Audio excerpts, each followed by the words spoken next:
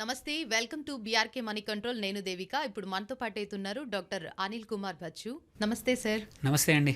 Sir, crypto, mutual funds, వీటిలో ఇవి రెండిట్లో దేంట్లో ఇన్వెస్ట్ చేస్తే బెస్ట్ అంటారు సార్? అంటే వెరీ రిలవెంట్ క్వశ్చన్. ఇప్పుడు ఇవాళ కరెంట్లీ జరుగుతున్న మార్కెట్లో జరుగుతున్న పద్ధతి ఏంటంటే, క్రిప్టో ఎస్పెషల్లీ ఏమవుతుందంటే యంగ్ ఆర్ ఎవరైతే కొంచెం యంగ్ ఏజ్ వాళ్ళు ఉన్నారో వాళ్ళు క్రిప్టోకి టెంప్ట్ అవుతూ ఉన్నారనమాట. సో మ్యూచువల్ ఫండ్స్ కొంచెం పేషెన్స్ ఉన్నవాళ్ళు. సో రెండిట్లో బెటర్ ఏది అనే కన్నా కూడా ఎవరికి బెటర్, ఎవరికి ఏది సూటబుల్ అవుతుందనేది చాలా ఇంపార్టెంట్. సో క్రిప్టో అనేది బై నేచర్ ఏంటంటే హైలీ వోలటైల్, అంటే చాలా అప్స్ అండ్ డౌన్స్ ఉండే ఇన్వెస్ట్మెంట్. ఓకే, దీనికి లీగల్గా ఎంత ఉందనేది పక్కన పెడితే, ఈ యాసెట్ వచ్చేసి ఇందులో డబ్బులు పెడితే ఏంటంటే తొందరగా పెరగచ్చు, తొందరగా లాస్ అవ్వచ్చు కూడా. ఓవర్ నైట్ 20% పెరగచ్చు, ఓవర్ నైట్ 20% లాస్ కూడా అవ్వచ్చు. సో అంటే వొలటిలిటీ అనేది చాలా ఎక్కువ. సో వొలటిలిటీ ఎంత ఎక్కువ అంటే ఇట్ ఈస్ నియర్లీ గ్యాంబ్లింగ్ దగ్గర. గ్యాంబ్లింగ్ కాదు, క్రిప్టోకి ఇట్స్ ఎన్ ఇన్వెస్ట్మెంట్. మనం చూస్తున్నాము, వెదర్ బిట్కాయినే కానివ్వండి, ఇథీరియం కానివ్వండి, వేరే అన్ని కాయిన్స్ కూడా పెరుగుతూ ఉన్నాయి. బట్ వొలటిలిటీ అనేది చాలా ఎక్కువ. సో అందరికీ ఇది సూటబుల్ కాదు. సెకండ్, మ్యూచువల్ ఫండ్స్ ఏంటంటే అండి, అది ప్రాపర్ ఇన్వెస్ట్మెంట్. అందులో ఏంటి, ప్యాసివ్ ఇన్వెస్టింగ్. నీకు రకరకాల నువ్వేం చేయాల్సిన అవసరం లేదు. నువ్వు నీ డబ్బులు ఏవైతున్నాయో ఇన్వెస్ట్ చేసేసి ప్రశాంతంగా లాంగ్ టర్మ్ కోసం ఇన్వెస్ట్ చేయొచ్చు. But crypto mostly short term కోసం. లాంగ్ టర్మ్ కూడా చేసేవాళ్ళు ఉన్నారు, but by nature it is a highly volatile కాబట్టి షార్ట్ టర్మ్కి బెటర్. సో అది మేజర్ డిఫరెన్స్.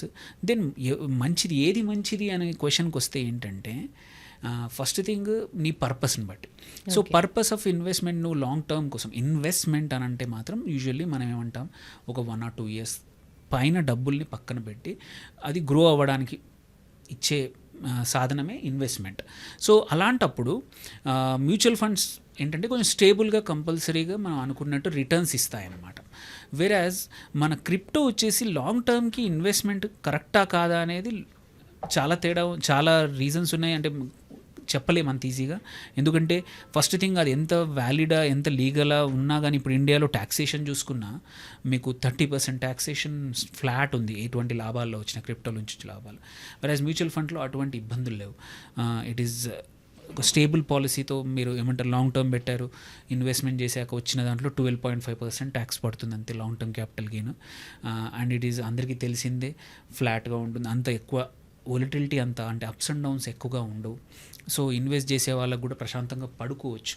లేకపోతే ఏమవుతుందంటే క్రిప్టోలో ఏంటంటే దానికి ఎటువంటి స్ట్రాంగర్ బేసిస్ లేదు. రెగ్యులేషన్స్ ఎస్పెషల్లీ ఇండియాలో అంత స్ట్రాంగ్గా లేవు, యాక్సెప్ట్ చేయడానికి కూడా అంత స్ట్రాంగ్గా లేవు.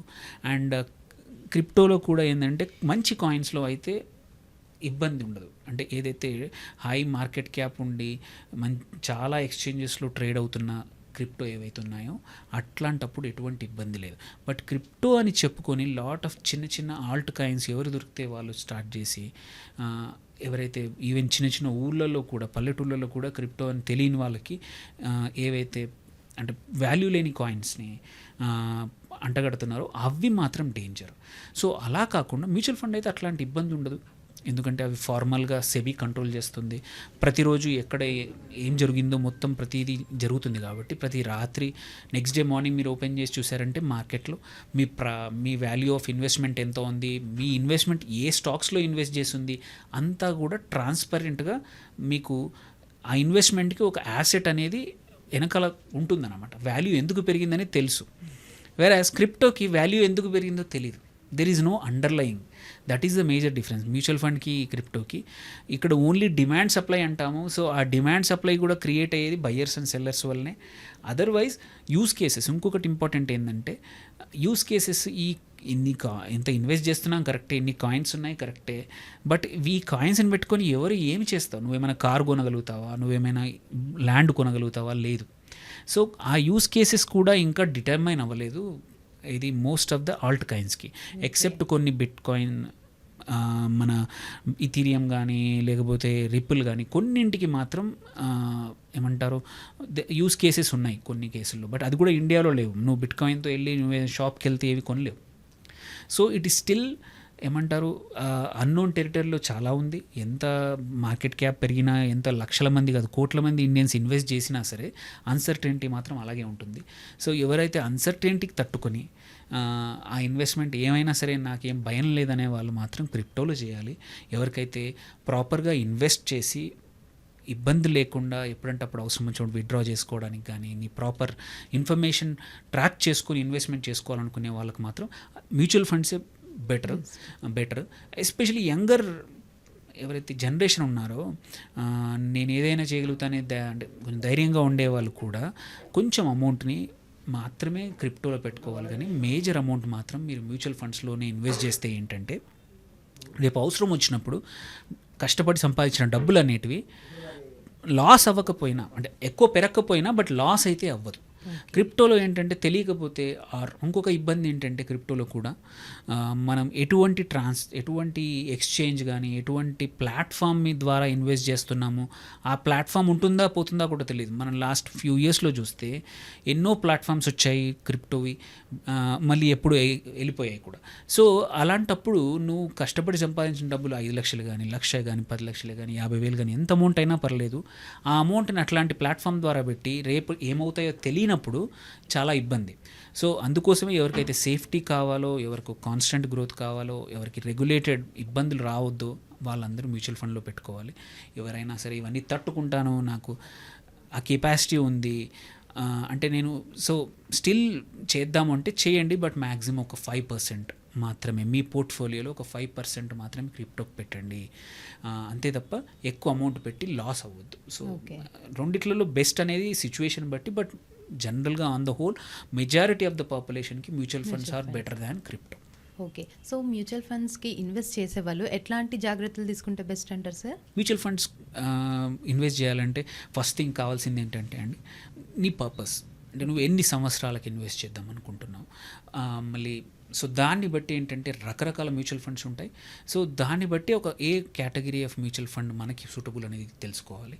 సెకండ్, ఇంకొకటి ఏంటంటే మనం ఇన్వెస్ట్ చేసేప్పుడు లంసమ్ చేస్తున్నాం అంటే మన దగ్గర ఇప్పుడు ఏదైనా అమ్మాము ఆర్ ఏదైనా అమౌంట్ వచ్చింది, 1 లక్ష రూపాయలు వచ్చాయి, 50,000 వచ్చాయి, 10 లక్షలు వచ్చాయి, అమౌంట్ లంసమ్ ఒకేసారి ఇన్వెస్ట్ చేస్తున్నామా? లేదు, నేను నా వచ్చే ఇన్కమ్, శాలరీ ఇన్కమ్ నుంచి నాకు 50,000 జీతం వస్తుంది, నెలకు 10,000 సేవ్ చేద్దాం అనుకుంటున్నాను, సో ప్రతి నెల ఇంత చేద్దాం అనుకుంటున్నాను అనుకోండి, అప్పుడు ఎస్ఐపి అంటాం, సిస్టమాటిక్ ఇన్వెస్ట్మెంట్ ప్లాన్, అది చేయాలా? సో దానికోసము అటు వెదర్ ఎస్ఐపి కానీ లంసమ్ కానీ అట్ ద సేమ్ టైం నేను చేసే ఇన్వెస్ట్మెంట్ నా రిటైర్మెంట్ కోసం అనుకోండి, ప్రాబబ్లీ 20-25 ఇయర్స్ వరకు నాకు అవసరం లేదు. అలా కాకుండా నేను ఒక కార్ కొందాం అనుకుంటున్నాను ఒక 3 ఇయర్స్లో, దానికోసం అయితే షార్ట్ టర్మ్కి, సో అప్పుడు ఒక రకమైన మ్యూచువల్ ఫండ్స్. అలా కాకుండా నేను ఒక ఇల్లు కొందాం అనుకుంటున్నాను ఒక 5 ఇయర్స్ డౌన్ ద లైన్, నాకు డౌన్ పేమెంట్కి ఒక 15-20 లక్షలు కావాలి, దానికోసం ఇవాళ నుంచి నేను డబ్బులు అక్యుములేట్ చేసుకుంటున్నాను, అలాంటప్పుడు ఒక రకమైన ఫండ్స్. అలా కాదు, నాకు ఇప్పుడు ఏమీ వద్దు, నా పిల్లల భవిష్యత్తుకి ప్రాబబ్లీ నా పాపో బాబో ఇప్పుడు ఒక 1 ఇయర్ ఉన్నారు, ఒక 15 ఇయర్స్ తర్వాత డబ్బులు అవసరం ఉన్నాయి వాళ్ళ హయ్యర్ ఎడ్యుకేషన్కి అన్నప్పుడు ఇంకొక రకమైన ఫండ్స్. ఎందుకంటే మ్యూచువల్ ఫండ్లో కూడా రకరకాల కేటగిరీస్ ఉంటాయి. సో ఈ వెరీ సింపుల్ అడ్వైజ్, ఏదైనా రీసెర్చ్ చేసుకోవచ్చు, ఎవరైనా అడ్వైజర్ని కూడా కనుక్కుంటే ఈజీగా ఎటువంటి మ్యూచువల్ ఫండ్స్ సెలెక్ట్ చేసుకోవచ్చు. బట్ ఇన్ఫర్మేషన్ చాలా అవైలబుల్ ఉంది, చాలా రకాల ఫండ్స్ ఉన్నాయి, అందరికీ సరిపడా. ఎవరికైతే అగ్రెసివ్ ఇన్వెస్టర్స్ కానీ ఆర్ తక్కువ సేఫ్గా ఆలోచించే వాళ్ళు, ఎందుకంటే అందరికీ మనస్తత్వం ఒకే రకంగా ఉండదు, కొద్దిమంది రిస్క్ ఎక్కువ తీసుకోగలుగుతారు, కొద్దిమంది తక్కువ తీసుకుంటారు. సో అలాంటప్పుడు దాన్ని బట్టి మన రిస్క్ కెపాసిటీని బట్టి మనం చేస్తున్న ఇన్వెస్ట్మెంట్ టైంని బట్టి మనం మ్యూచువల్ ఫండ్ సెలెక్షన్ చేసుకోవాలి. రైట్. సో చూసారు కదండి, చాలామందికి క్రిప్టో, మ్యూచువల్ ఫండ్స్ కన్ఫ్యూజన్ అనేది ఉంటుంది, దేంట్లో ఇన్వెస్ట్ చేయాలి, ఇన్వెస్ట్ చేస్తే ఎలాంటి జాగ్రత్తలు తీసుకోవాలని చెప్పేసి సార్ అయితే చాలా చక్కగా వివరించి చెప్పారు. Thank you sir.